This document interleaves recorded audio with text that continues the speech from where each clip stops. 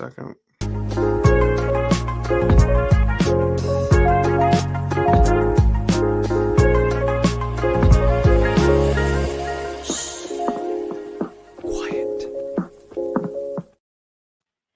Yo, what's up, everybody? Welcome to Sign Podcast at Night. I'm your host, Isaiah, and we're here to talk Deal or No Deal Island with the Bankers Table. Bankers Temple. There you go, Bankers Temple. I'm here with some great co-hosts. Cheyenne. Cheyenne's with me. Cheyenne, how you feeling? I'm feeling, all right, stable, it's been a cool episode. Only gets up from here. All right, and I'm also back with Julia, Pants Juju. Julia, how you doing? I'm doing good. When you said Sign Podcast at Night, I was like, is this Big Brother After Dark? I just came from an improv class, so I'm super wired. And yeah, this was compared to last week, this was a really short episode, and I feel like pretty straightforward. Very straightforward. And you know what? I'm never complaining about those. Those are my favorite type of episodes because it's easier to recap, But if you're enjoying everything that we can provide you with Deal or No Deal Island or anything in general, you may like, comment, and subscribe. If you're watching on our YouTube, it helps us with the algorithm. You can rate us 5 stars on Spotify, Apple Podcasts, or whatever you listen to. It helps us. If it's not 5 stars, don't rate it at all. Because why would you want to do that? And then lastly, make sure you can just comment and, tweet at us and anything that you like, anything you're interested in, just let us know. All right. But Deal No Deal Island, we got episode 2 here. As Julia said, not too crazy, but, there's some stuff that goes on here. Cheyenne, how did you feel about the episode? Yeah, I watched it with my roommate today, and I was like, oh, wow. If it was my first time watching it, then this would be a great start to the show. But this is episode 2. And I was kind of wanting, something more spicy, perhaps. Not a shocker. It did follow the normal format of challenge, temple. Some highlights. Some highlights, more daddy talk. That's always great. More daddy talk. Gotcha. Copy. Are there multiple daddies? I mean, that's up to you guys. I guess at the end of the day, do you guys feel that? Like, I don't know. Joe would be the only daddy. Oh, yeah. Is he? Is he a father? No, he would be my only daddy. That's what I'm saying. There you Zaddy, go. Perhaps.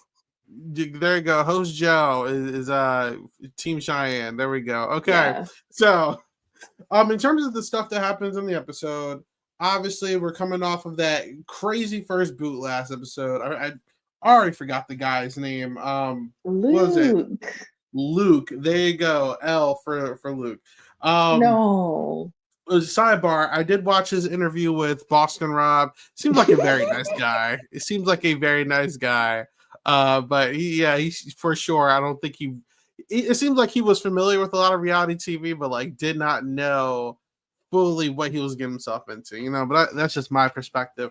But we're coming into this episode and it's a challenge where basically everyone has to go find these cases in the jungle. They're all different money values. And then when you bring it back, whoever has the lowest, I believe they go to the Bankers Temple. That's the name of it. See, I'm catching on the lingo. Okay. How did you guys feel about this challenge? Because I'll be honest, I thought it was so random where like you see Joe rip up the map, and I thought it was just for like a little skit or whatever. And it's like, no, you guys are going to use these pieces that he ripped up, and it didn't seem like he had any technique for it. He just ripped it however he felt like it. And I was like, that's not fully fair, but like whatever, like, how'd you guys feel about it, Julia? I feel like it was kind of a low effort challenge. I don't really feel like there are that many stakes. Also, I wasn't sure if the cases if the numbers, the money was actually marked. Like, I don't know if like Joe was lying or not. But yeah, I don't know. I just feel like every single case and where the challenges were kind of inconsistent. Yeah, I don't. It's like whatever. It wasn't super exciting. Yeah. How about you, Cheyenne? It's like those have to have been predetermined. And so I'm wondering if he had like a pre-perforated map that was a rip away, or that he was just going to rip them up and then they just handed him new map pieces. There had to have been like a perforated line. And it's so weird that they only had such a limited option of cases available, or that they had to be like Parvati or the one guy and just look around, which, I mean, hindsight 2020, they should have just looked around. See, I fully didn't think that. I feel like he literally ripped the map up on the spot and was just handing this stuff out. But it's crazy because some of them were a lot bigger than the other ones. But I don't know. I mean, it seemed like a super random thing. And I'm actually with Julia here. I'm starting to figure out like how much production is put into the show. And I'm like, oh, okay, like this is kind of like still fresh off of his leg. It's kind of figuring stuff out. So it's like they have like these huge prop pieces, kind of like Survivor, which I think is cool. But then you're also like quickly reminded that it's like, yo, we're still brand new. So like we don't have that much money to do a lot of stuff. So we're just going to like throw stuff at the wall and figure it out. You know, I don't mind it. I watched a show called Pressure Cooker, and it was exactly the same thing. They were just doing random stuff the whole time, you know? So what are you going to do? And I mean, each person, they had 2 suitcases on their map piece. Yeah. So somehow it worked. Mm-hmm. I don't know why some people had mouses. Yeah. Yeah. I wonder if the more interesting part, I feel like the actual finding the cases was not that interesting, but I feel like maybe the more interesting was a sort of like you get to choose your partner, and everyone's different reasoning. Like Letty was like, MG, you're just so hot, so that's why I want to work with you. And then, you know, Parvati like trusts Philip, and then Sydney wants to work with David, but then as soon as Dixon gives him the out, he's like manipulating Sydney, like, yeah, it's better. It's gonna keep us both of us safe if we're not together, you know. So I thought that was more interesting, and then the next 5 or 10 minutes, I was like, whatever. So yeah, Julia, we actually see Dixon call David dad again. Yeah. Yeah, it's not even hiding it anymore. Yeah, it's not even hiding it anymore. So it's he even got a piggyback ride. That was insane. There's definitely something going on with this whole Dixon with Parvati and David thing. I'm very curious to see how far this goes. We didn't get much of it in this episode, but again, another dad name drop here. You know, I'm very curious to see how that goes. But one interesting aspect that was added on to this was the entire special case situation that they threw out there. They basically said, hey, if you go grab this case, there's going to be like some kind of game altering thing. And he was like, if you guys don't pick it, I'm going to be really sad. So here's the real question, because obviously we see Parvati and Philip go take it. And it shockingly has like, if not the highest, like the second highest case amount in the entire game. No, it was the highest. So it had the highest case amount. But here's my question, because obviously they had Dr. Will on the side for the boat thing. Does Dr. Will come in regardless if they don't take the case, Cheyenne, or do you think that it was just like a smokescreen? It's giving Traders 4.0. Like, they are very much giving us like the illusion of a choice, where it's like, oh, if you go for this risky special case, we may or may not give you Dr. Will. And it's like, you know, Dr. Will's coming in. So would you have just brought him in after someone was sent home? Like, when were you going to do it? I think what was really interesting, I think Dr. Will was coming in no matter what. They would have just made some other, like, oh, you open the shed and Dr. Will's there. They would have just made up some other challenge of how he would pop up. But I thought what was interesting was the contrast between Parvati and Philip, right? Parvati is like, I'm a master at these games. I have nothing to lose. I don't care about taking risks. And Philip was like, oh my God, like, should we do it? You know? And Parvati's gonna be like, this is like a baby decision to me. It means nothing to me. And so, and I think that thread continues throughout the rest of the episode on how just like Parvati is such like an experienced master, and Philip is still like, you know, Philip is playing like a human and still trying to balance like game and emotions. And you know, I think production knew exactly what they were doing when they casted some of these people. Yeah. But Philip is interesting because I think Philip presents himself as like an obvious fan of like reality television, at least like the new school for sure. But like he knows ball. It seems like he watches this stuff, yet he's still trying to have like a moral compass of like, hey, I'm like one of the good people. Like, don't hate me. I don't know what that's all about. You know what I'm saying? Because it's like, Philip, I need you to get ready to game, bro. Like he I'm not gonna say he talked like heavy in the first episode, but he really talked, in my opinion, like he was here to play. You know what I'm saying? So I'm curious to see how that goes. I don't know if, like I said, I didn't watch the first season, but if Deal or No Deal Island really embraces like the evil gameplay or like the we're the good people thing, you know? So I'm very curious to see how this goes carrying out. But something else funny that I thought. Sorry. Before you continue, I want to address that in 2 ways. One, absolutely, Rob was villainized for trying to play the game. Like the hard players were not like spoken of well. And 2, on the after show, Rob and Joe actually talk about how one thing they changed from the season 1 premiere is that in season 1, episode 1, they had choice of whether to choose the red cases. Well, season 2, episode 1, they did not have a choice. They had to choose, and it was team dependent. And so, like, I don't know, I thought that was interesting. Interesting. Okay. See, and my friend Gandra, he actually just went back and watched it, and he was just like, "Oh, I don't want to name drop the winner or whatever. It's a spoiler thing." But he was just telling me about how good the person was and how they deserved to win or whatever. But also, I've heard conflicting things where Rob played like the better game, but like obviously, like he didn't. Like I said, I don't spoil anything, but I've heard a lot of conflicting things with like social media and like personal conversation and everything. Whatever. Going into this, it's like the classic.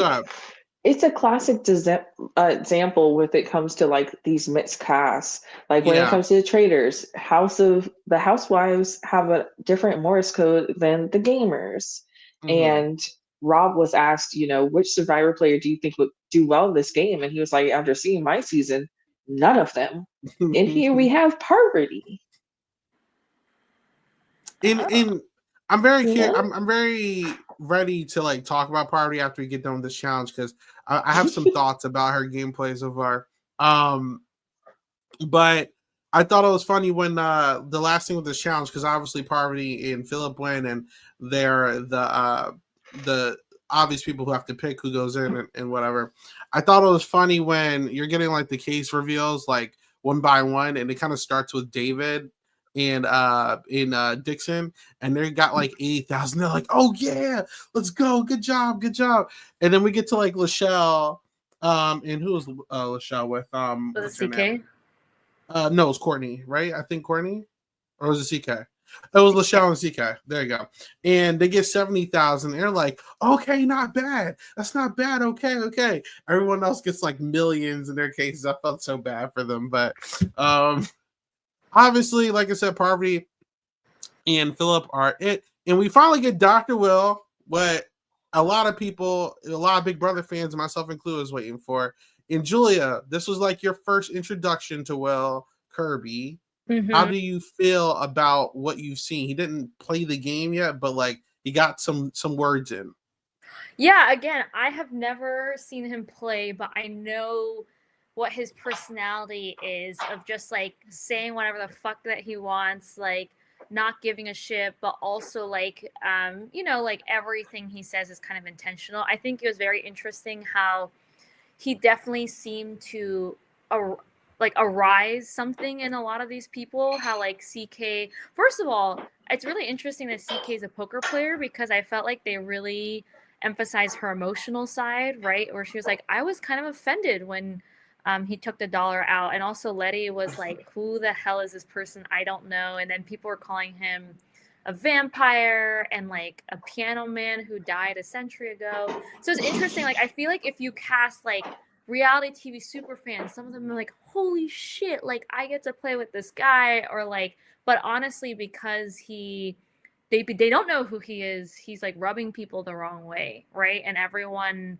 has a different reaction, right? Parvati is like, oh, Dr. Will's here, we need more chaos, versus other people are like, Dr. Will is here, like we need less chaos. Yeah. And this is classic Will. He's such a troll. He doesn't care. He doesn't take much things seriously. And at least with my introduction with Will in this, he's really trying to be like an asshole, like a villain this time. I don't know if it's with like it's the age or whatever, but like Will and Big Brother, like he's like rude and stuff, but like he's like, maybe it's just because people know Will. People, when Will says things, people are like, oh, it's just Will. Like he's not serious. Like it's just all lovable Will. But he was also like a lot younger back then. Mhm. Now he's like older, and you see a lot of people commenting on like the gray hair and like his age. Like who is this guy? And it really kind of brings you back to reality that like, yo, Will played like a long time ago, you know, and like he's still been around in the Big Brother world. He just stopped hosting the jury roundtables, but he's been this entity in the space for so long. But it's, you know, past his time, you know, so like this is going to be very interesting. I said this to some friends before the show even came out, and I was just like, I'm not going to be surprised if Will doesn't win because he's going to be trolling a lot of this. And my friends are like, oh, don't cope for Will. Just like you cope for Dan and the Traitors, don't cope for. I'm like, all right, look, because Dan was like going hardcore. But I'm like, obviously Will's trying to win, but I'm like, I think Will is just generally trying to bring like good TV, and he's just here for a good time. Because like for him to step out the house, they already gave him like a good check because like he wouldn't come on another show for anything. They already paid him something. So like I'm like, Will is just here to have a good time, in my opinion. But I'm still here for it. I think that he's bringing this energy that was well needed. Now that the eventual person who is eliminated, well, we'll get to them in a second, is gone. I think Will bring some much needed chaos to the game that was about to be not there this season, you know? So that's just me. I'm still happy he's here. I'm very excited to see what he brings. Cheyenne, how do you feel about Will coming in? I'd be pissed if I was on that island when that boy in the boat came over waving $1 in my face. Like, you weren't even here to bank us $1. Who are you? You're not making us any money today. You're not making us any money yesterday. And you want to come to my face, wave $1? Who are you? Truly, madness. He's not going to be here for long. And I mean, fun for him to be on TV for his daughter to watch. But from the cast perspective, I would be so annoyed at this man. And from a Dr. Will perspective, I can't imagine how he thought that he would make it very far with that attitude. And you know, I'm very curious to see more about what Parvati feels, because we didn't get much with her other than her being like, oh my gosh, that Dr. Will. And we even see David, who is just like, yo, like, I actually don't want Will here, which is very polar opposite to Parvati, because he wanted to play with Parvati. I'm sorry, I would be more scared of Parvati than Will in this situation, because at least Will, like, you know what you're getting, because he plays from the front. Like Parvati is very like sneaky, so it's like, how are you more afraid of Will than Parvati? I don't really know. There's people already calling Will out. We'll get to that later, but like I said, I'm very excited to see Will here. What a great year for reality TV. It's funny. I think that both. So today it was just announced that Michelle Fitzgerald and Kelly have this new podcast called The Social Game, which makes me think of like just how well Parvati and David have integrated themselves into this cast. Like, I don't think, obviously, you know, people see David's stature and, you know, how he's such a big physical threat. Like, David should be thrilled that Dr. Will's in the game, because now everyone's looking at Dr. Will instead of you. But it's gonna be interesting because I feel like the main two reality TV stars in the first episode, Parvati and David, have such incredible social games, and there's so many allies. And Dr. Will's taking the completely opposite approach. I'm not sure what approach it is. I don't know if it's social game. I don't know if it's strategic game. Maybe it's just like, let me just have fun because I made $1 million from coming into this, and my only stipulation was let me make a big fucking entrance, right? But you know, with a good social game, you're more likely to get to the end and actually win that money. And you know, maybe Dr. Will's already rich, doesn't care about the money, just wants to have fun. I don't know. So that reason alone is why I would prefer to work with Parvati over Dr. Will, because Parvati is not going to put herself at risk. She's going to focus on making the money, and she's not going to want to face the banker until the very last episode. And it's like, that's fine. You're not a threat right now. You're focused on getting us money. I feel like Dr. Will take any risk to get out someone he doesn't like, and there's a high likelihood that that could be me. Yeah, you're. See, I'm. Go ahead, Julia. I was gonna say, I feel like Dr. Will thinks that he's like the public mole, and he's supposed to be like the saboteur or something. But it's like, no, you need to add money to the pot. Are you trying to like take money from the pot? You know? Yeah, like he's gonna sit down in the middle of the lake and say, Right. "No case today." Yeah. See, no, I feel like he's trying to raise the money because he wants the money. But like, I feel like, as you guys said, he's also going to try to like screw everybody over. Like, he is very blatantly like, you guys suck. We're here to like rob the banker, and we need to get our money up. Like, he doesn't care about anyone else. And like, that's just so classic Will. Like, Will genuinely doesn't care about anyone but himself. Like, that's why I really need to see what he brings this season. As you said, Julia, though, I do think that he brings the target off of David. I'm really surprised we didn't get a lot more from Seychelle this episode, because she was such a big character the first time around, and it seemed like she was targeting David hard. So I really want to see what she's thinking now that Will's in here, because it's like, are you still coming for David? Like, obviously, Sydney took up a lot of the screen time this episode, so we don't know what half of this cast is thinking. Shame on you, production. But we'll get there when we get there. But speaking of Sydney, obviously after the challenge, everybody knows that Parvati and Philip have to pick some people to go in, and obviously Sydney is like, she's looking like a prime person to possibly go, and she does not want to go in at all. She's freaking out. She's like asking what's the girl's name, Alexis. She's like, oh yeah, why do you hate me today? She's telling everybody like she's freaking out, and like, classic rookie mistake. I'm here for the mess. I'm sorry, I really loved it. I think the show needed it. Too much kumbaya going on, and I loved it. Cheyenne, how did you feel about Sydney's epic freak out here? It was pretty wild. I did enjoy it. Her temple, the way that she interrupted the Deal or No Deal to apologize, it's insane what she did there, when she could have apologized at literally any time. Hey, why do you hate me? Oh yeah, I did yell at you yesterday.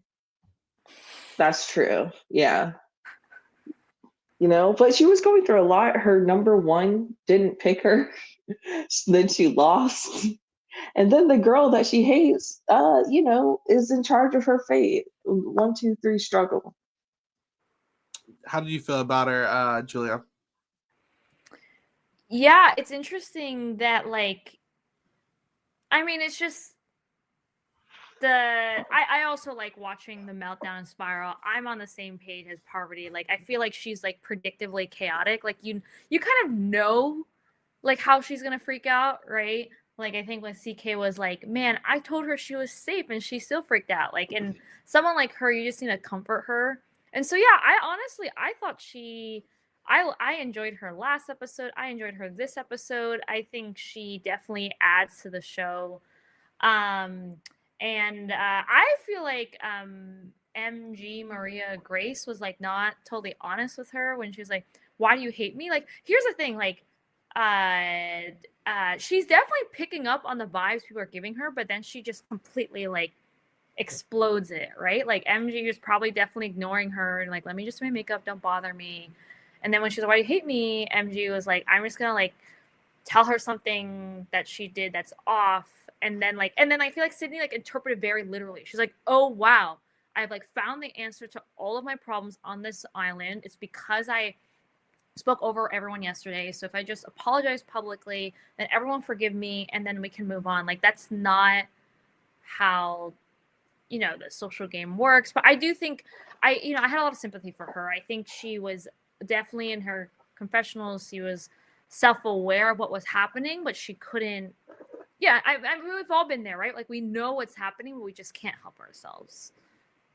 Agree. I do agree. I am so sorry to go back like this, but why did Philip say that he was also a Black Widow? Do y'all remember that?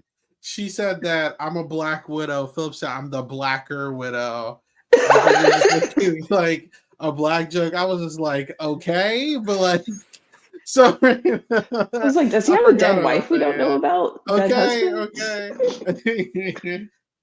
But to that comment, Julie, I actually agree. I was very curious why David was just so gung ho on wanting Sydney to leave. Like, I mean, she probably wasn't like the best to live with. He probably found her annoying or something. Fine, right? But like, and I haven't watched Australian Survivor, but I feel like good strategies is easy. Like, keep the people who want to play with you. Like, she really wanted to play with David, and I don't know. I felt like, especially coming off of the round you just came off of, where like most people are eager to see you leave. Like, why do you want her to go so quickly? That's a number for you, like, I feel like even though she's messy, it's like that's something that you could use easily in the game. That's just shielded in front of you. I don't know what David's overall strategy is. There's a couple of things, and I think there's a lot of things we don't see in the island. It could be that like everyone wanted Sydney out, so he wanted to distance himself, right? If Sydney was someone who had a little bit more social capital, I don't see them being an issue. Like, for example, he's totally fine being seen as an item with Dixon or Parvati, but I think he just didn't like. Yes, Sydney is a target, but I think it's not like everyone's not looking at him. I think it's just like another reason to get rid of David. The other thing was like, I wasn't sure. It looked like he definitely didn't like wanted to cut ties with her or like wanted to be seen less as an item, but I wasn't totally sure if he wanted her to go home, because there's a scene with Parvati where Parvati's like, I want her to stay. And David was like, yeah, me too. But I wasn't sure if that was him just like appeasing Parvati or if he really wanted to go home. So I don't know if anyone else here got a sense of whether he wanted Sydney to go home or not, or if he's just like, I just need her to get off my back. I think it was like painting a target on him with the amount of attention she was giving him, because it makes other people more aware of him and how many connections he does have. Maybe Sydney is 1, 2, 3 too many. Then it's like, well, Parvati, Dixon, you and Sydney, the Sydney who will literally offer you her case so that you're safe over half of us. Yeah, she's got to go. Yeah. And it does eventually leave CK and Lachelle into going into the Bankers Temple. I was iffy on this because me personally, I feel like after seeing the last round, I don't want to go into the Bankers Temple, but some people are willing to gamble, and obviously CK and Sydney are, CK and Lachelle are some of those people. I'm very happy to see Lachelle get some screen time because she has not gotten that much airtime. I was like, I like Lachelle. Like, let's see where Lachelle. But they did play the game, and I'm not going to lie, they were doing terrible. And I was shocked that the banker was willing to go up on the price the second time, and I'm just like, why? I was like, are the producers just trying to help them get money in the pot, or what is it? Because I was like, the odds are definitely not in their favor, and if this is like anybody else, I feel like they're going to get such a low ball offer because like I don't know. Like 3 out of the 4 options left were all horrible numbers. Like I just didn't see. I don't know. That's just me. But yeah, God. No, I think 2 things. I definitely think it was the producers trying to help them. I think it'd be a pretty bad episode if the bet was like $600 and then for the next episode they had $601 and people are like, why are we even here? Why are we even competing? So I definitely think it was the producers helping them. I think 2, last week we saw like a similar kind of deal made and Luke went against the odds. So maybe it was like, are they stupid enough? Like, are they really so greedy that they hope they can get like the 1.5 million? But I think again, CK is like a poker player, and like I think both CK and Lachelle are like very good. They actually use the logic of the game, unlike Luke. But I definitely think it was a layup for them. Like I think the producers wanted to be as easy as possible, and also like the other 2 are like juicier episode 2 boots than like CK or Lachelle, you know. So Okay. Yeah, and speaking of Lachelle getting screen time, you know what's crazy? We've never talked about this guy named Storm, but I can remember seeing all of his abs. I have the cast list literally in front of me, and I see Stormer. I'm like, who the hell is Storm? And I'm all like, I remember is pale abs. Okay, they I just remember the hair. A showmance between the 2 people with the least screen time. Isn't that weird? Oh yeah, they did, didn't like they? when the 2 people were kissing in the last week's preview, I was like, who are these 2 people? Is this the right show? Okay, I need to. I'm still curious about when that's going to take an effect. This cast seems extremely unserious. I will say. What do y'all think about them having to play as like a duo instead of one of them plays and one of them goes home? I didn't mind it. I thought it was interesting that it's like, okay, if you guys lose, you both go home. But if you win, you only have to eliminate one person. I feel like the whole duo should have left at that point if like they're both in danger. But like, I don't know. It's not that too big of a deal. I'm also just salty that Sydney went home. You know, like, you know. I did not catch that it was a double elimination if they lost. Yeah. I thought it was only one person goes home. Oh, it could be. I assumed it was double. I could be wrong. But I don't know. That'd be weird though. Be like, you both that would be crazy. Are responsible now? That is crazy. I also think it's funny, and this is just like off the wall, but like at the beginning of the show each time, they're like, we're offering the biggest prize in reality television history. And I'm like, Mr. Beast games exist. You guys don't anymore. So I'm just like, that's crazy. What's the prize? Just the Mr. Beast games. Yeah. I'm pretty sure it's like somewhere between $3 to $5 million. I gotta double check on that, but it's like $3 to $5 mil. Man, if I was a white guy, y'all couldn't just stop me. Older silent podcaster, Dylan Andrews was on the last season too. So yes. that's slightly is this Blitz Dylan? No, this is Slightly Bitter. I love money. Slightly Bitter. Okay, yeah. He just got out, but yeah, he is on that. Okay. All in all, Sydney does this thing, and she's like standing up in front of everyone before we even know that Lachelle and CK won, and she's like pitching for her life that like she apologizes to everybody and like, you know, I'm here for every single one of you. And everyone's just like, what the fuck? like this cast seems so done with her, and I'm just like, damn, like Sydney is like such a classic like TV competition crash out. I loved it. Like obviously she goes home, but like I did not need to lose Sydney in episode 2. She was the star, the entertainment. She brought the fight. She was the annoying character. She reminded me of Caitlin Herman from Big Brother 20, like crazy. Like I love Sydney, and I'm devastated that she went home. I actually DM'd her today trying to get her on. We'll see if she ever responds. Wait, that would be amazing. That would be hilarious. But guys, did we like Sydney? Do we need to see Sydney again? Yeah, why not? There we go. You know, not enough ginger people in the reality streets. In the reality streets, no ginger. Not enough salesmen, I guess. I don't know. Get her on the challenge. I liked her. I wouldn't mind seeing her again, but I'm not sure if like she was on the cast of something. I'd be like, oh wow, I must see that. But I liked her. I liked her a lot. I don't know. My friend saw maybe the first 3 minutes of the episode, and he was like, "Wait, is this real or is this like a parody?" Sydney for the traders. I was like, "No, they actually get money."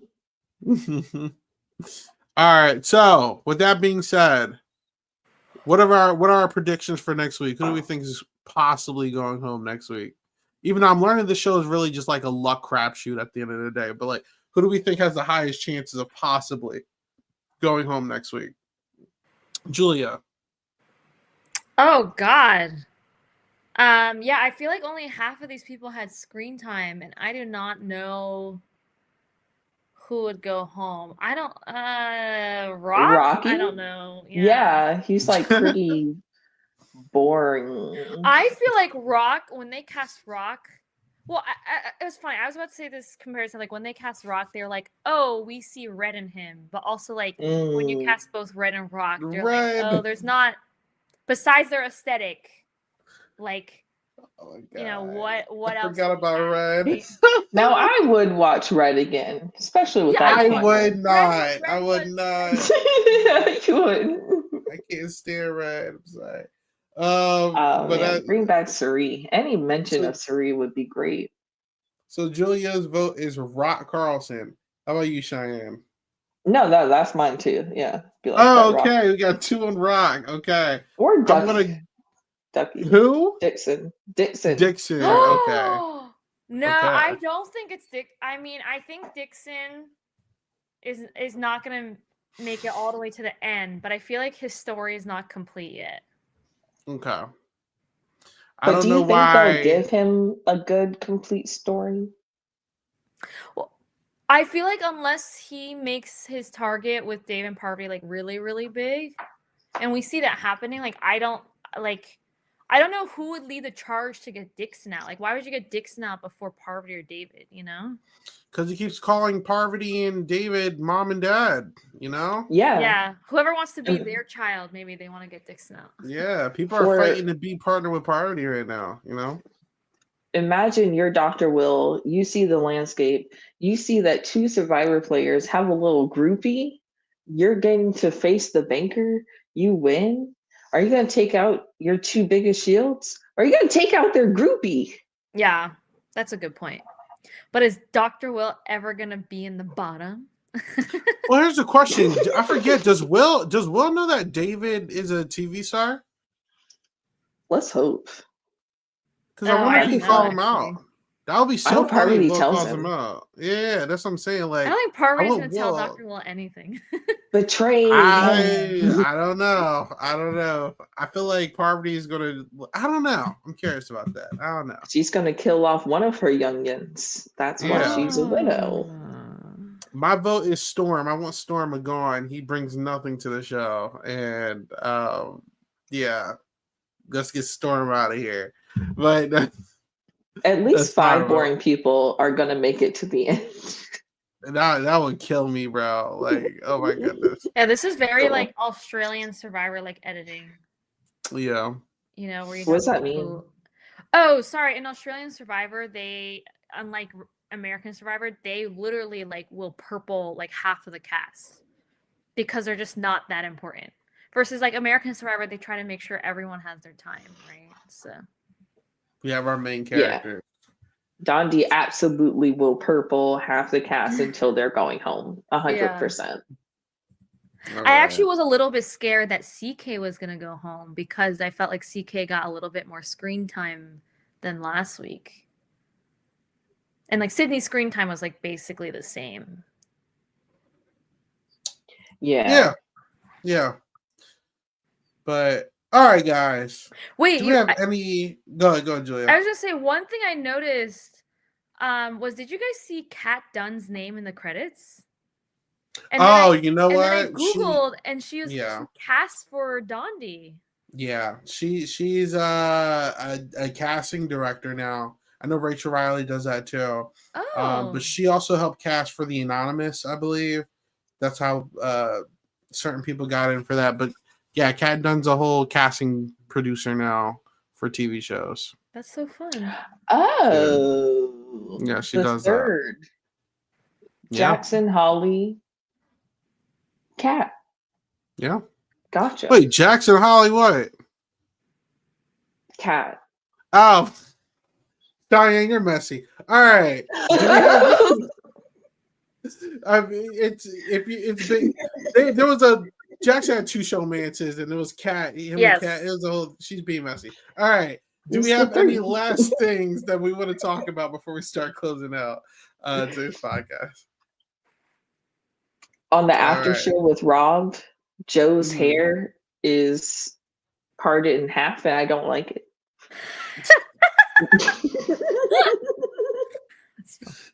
Joe's getting a lot of shade on this podcast from Cheyenne. I love him. We did call him Dad. I keep thinking of things. Daddy. How did you guys feel that what Parvati wanted to happen this week didn't happen? I think it's good because if she gets her way too much, I feel like it'll put a target on her. And it does show that to some degree, this cast has a mind of their own and not a bunch of mindless zombies. So I think that's really good to see. Kind of boring. I don't think she tried very hard. Yeah, I mean, as far as we know, she tried at some point in some portion of it, you know. So I mean, I don't put too much stock into it, but we know that she at least preferred one thing and it didn't happen, you know. So it's interesting. I think Lachelle. She did try to push to CK and Lachelle at least that Sydney should stay, and they were like, no. So I at least am happy that people are actually playing their own game. That is something to do, but you know. But all right, guys, that's all I really got here for tonight. So thank you guys so much for joining us. If you enjoy what you listen to or watch or whatever however you consume this, please like, comment, subscribe. You may rate us 5 stars on our audio platforms, 5 stars only. And you can follow us at silent_podcast, silent podcast, or on Blue Sky, silent podcast at whatever the Blue Sky domain is. You know what we gotta check the description for all of our social media pages. But Julia, thank you so much for coming. Where can people find you? Oh wait, sorry, pause. What do you got going on? Because I forgot you'll do social media. So what do you got going on, Julia? I am probably gonna go to bed after this. That's it. It's late. Awesome. Oh wow. Yeah. All right. How about you, Cheyenne? I'm basically doing, podcasting with you, Isaiah, silent podcasts. I'm really interested in joining you for the traders, of course, DONDI, Deal or No Deal Island. I've got my own YouTube channel, Cheyenne New. That's new with a K because I'm a know-it-all and I want to share all of my knowledge. I also have an Instagram by the same name, Cheyenne New. That's it. Yeah. All right. And you can find me at 8 Ball Bangers on everything possible. And like we said, you can join us next week to talk more Deal or No Deal Island with the Bangers Temple. And I believe later this week, me and Katie will be back to talk traders. So we'll have to see episode 4. There you go. Very interesting cast of people. If you haven't watched the Traders yet, check it out. Very exciting. I'm telling you, Traders and Deal or No Deal Island are blessing us with like mad legends I never thought I would see play again. So very happy with this era of reality TV. But until next time, have a good one. Bye.